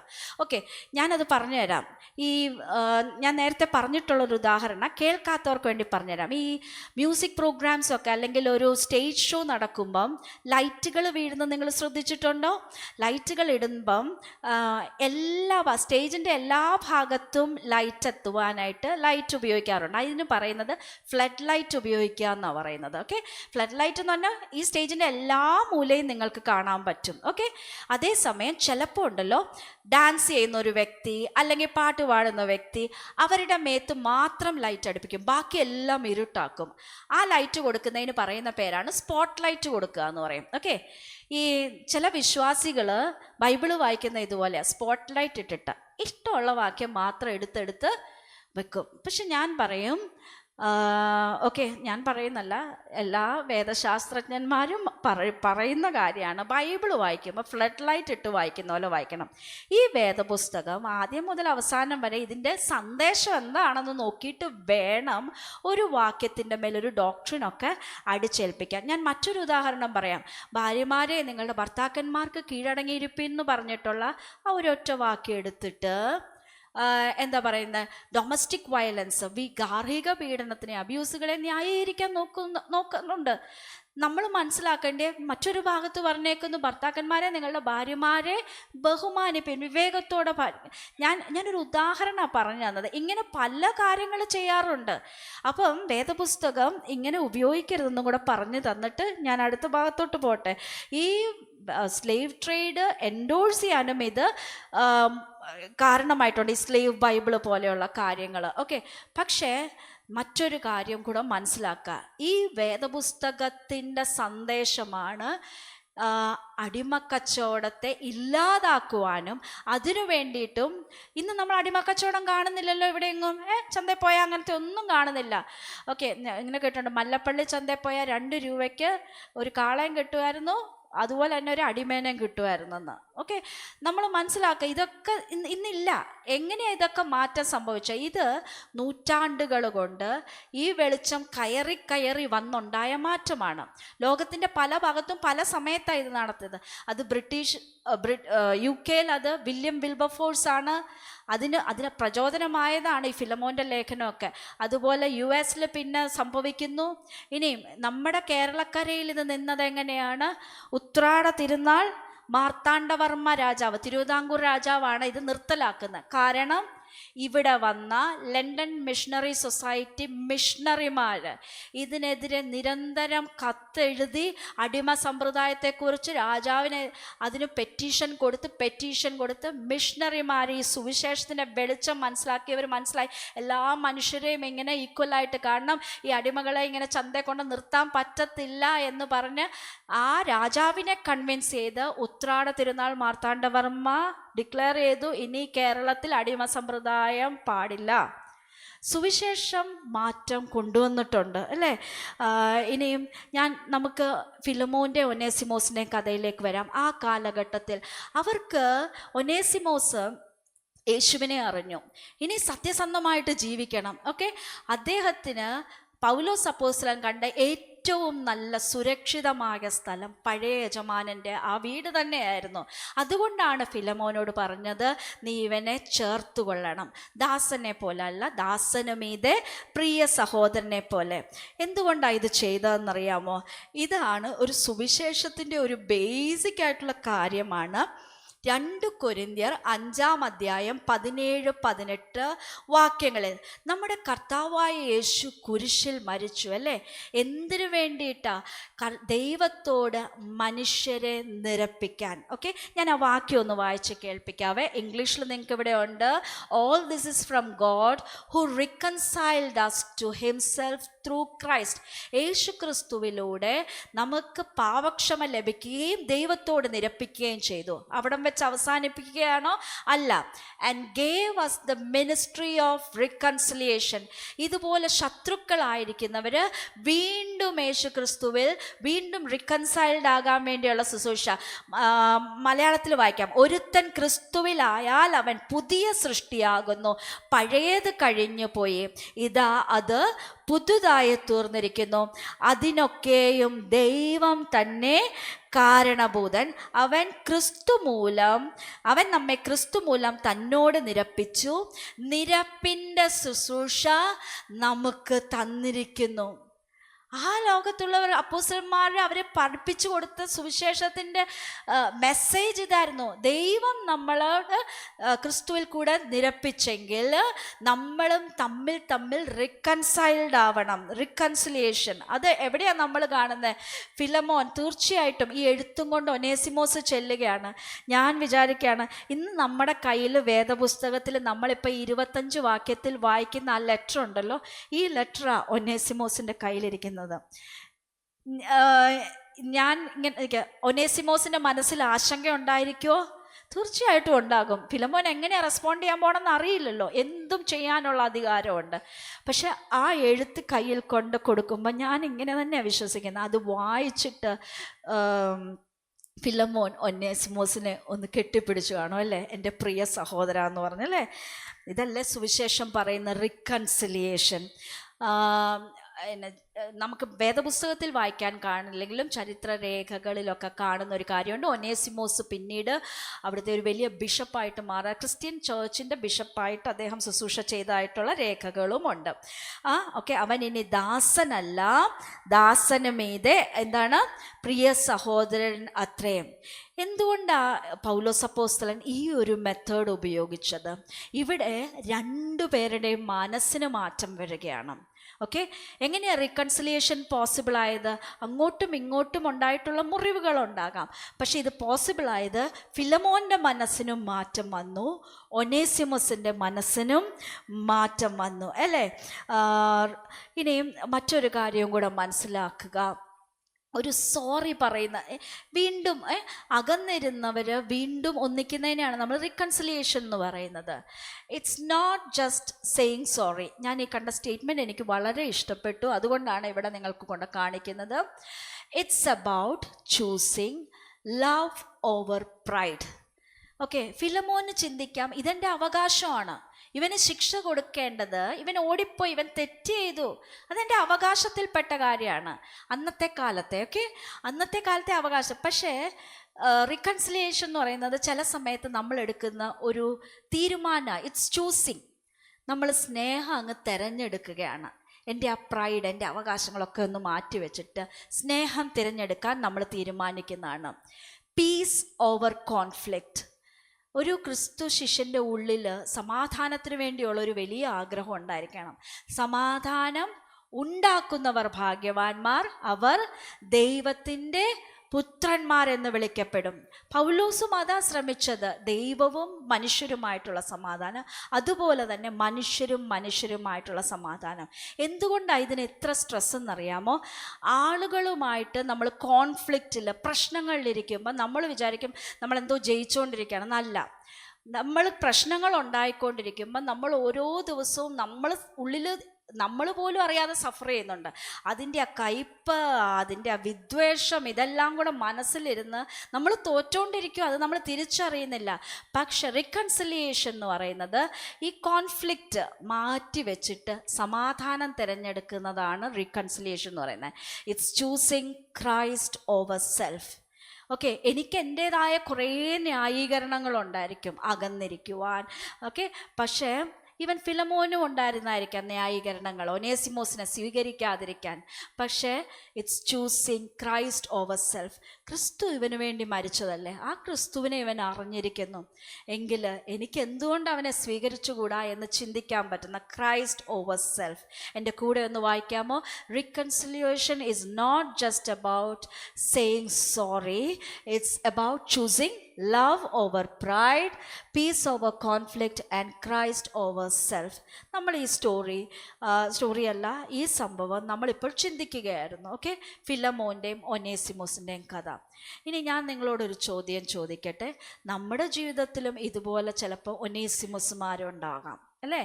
ചിലപ്പോൾ നമ്മളോട് തെറ്റ് ചെയ്തവർ, മാറിയിരുന്നവർ, നമുക്ക് ന്യായമായിട്ട് ശിക്ഷ കൊടുക്കാൻ തോന്നുന്നവർ. പക്ഷേ വാട്ട് വിൽ യു ചൂസ്? നിങ്ങളുടെ മുമ്പിലുള്ള ചലഞ്ച് ഇതാണ്. നിങ്ങൾ എന്ത് തീരുമാനമെടുക്കും കോൺഫ്ലിക്റ്റ് സിറ്റുവേഷൻസിൽ? അതിന് വലിയ വിസ്ഡം ആവശ്യമാണ്.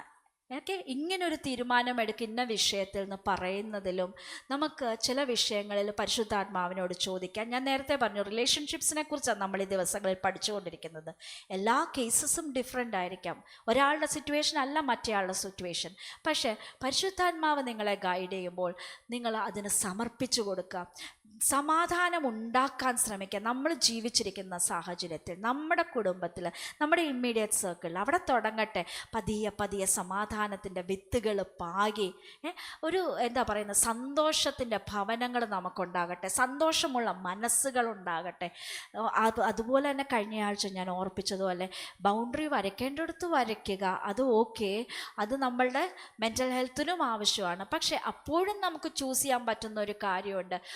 ഇരിക്കുക, പകരം ചെയ്യാനുള്ള നമ്മളുടെ ചിന്തകളെ മാറ്റിക്കളയുക, കോപത്തോടെ മറ്റൊരാളെക്കുറിച്ച് ചിന്തിക്കുന്നതില്ലാതാക്കി കളയുക. അതിന് നമുക്ക് പരിശുദ്ധാത്മാവിന് മാത്രമേ നമ്മളെ അതിനെ സഹായിക്കാൻ സാധിക്കുകയുള്ളൂ. നിങ്ങളുടെ ശത്രുക്കൾക്ക് വേണ്ടി സ്നേഹിപ്പിൻ, നിങ്ങളെ ഉപദ്രവിക്കുന്നവർക്ക് വേണ്ടി പ്രാർത്ഥിപ്പിൻ എന്ന് പറഞ്ഞ നമ്മുടെ കർത്താവിൻ്റെ, നമ്മൾ ഫോളോ ചെയ്യാൻ ആഗ്രഹിക്കുന്ന ജീസസിൻ്റെ വേർഡ്സ് എന്നും ഒരു ചലഞ്ചായിട്ട് നമ്മുടെ മുമ്പിലുണ്ട്. ഞാൻ പറഞ്ഞതുപോലെ നിങ്ങൾ എന്ത് ചൂസ് ചെയ്യും? God bless you. Thank you so much.